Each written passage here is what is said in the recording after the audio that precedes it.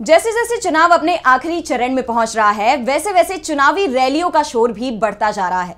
इस कड़ी में कांग्रेस के राष्ट्रीय अध्यक्ष मल्लिकार्जुन खड़गे ने गुरुवार को ओडिशा में रैली की, जहां उन्होंने कहा कि यहां बढ़ती बेरोजगारी पर भी ओडिशा सरकार ने कोई ध्यान नहीं दिया।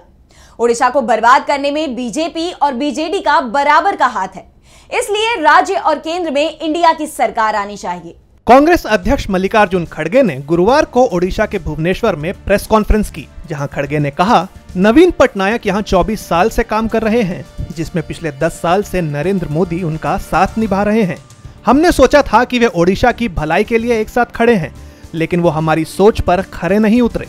अब इन दोनों में जिस तरह से सार्वजनिक लड़ाई चल रही है, वो ओडिशा के लिए ठीक नहीं है।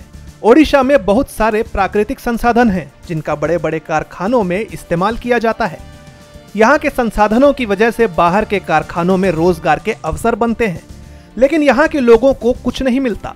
अगर हमें ये हालात बदलने हैं तो राज्य और केंद्र, ये दोनों सरकारें बदलनी होंगी।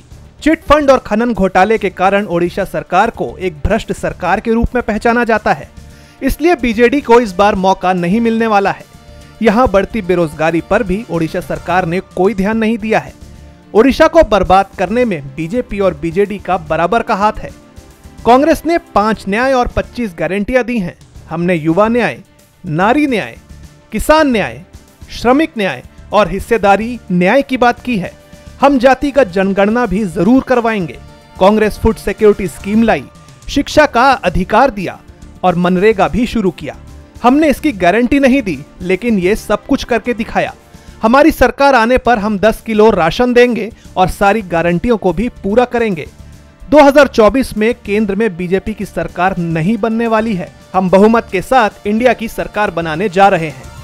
डीबी लाइव की रिपोर्ट।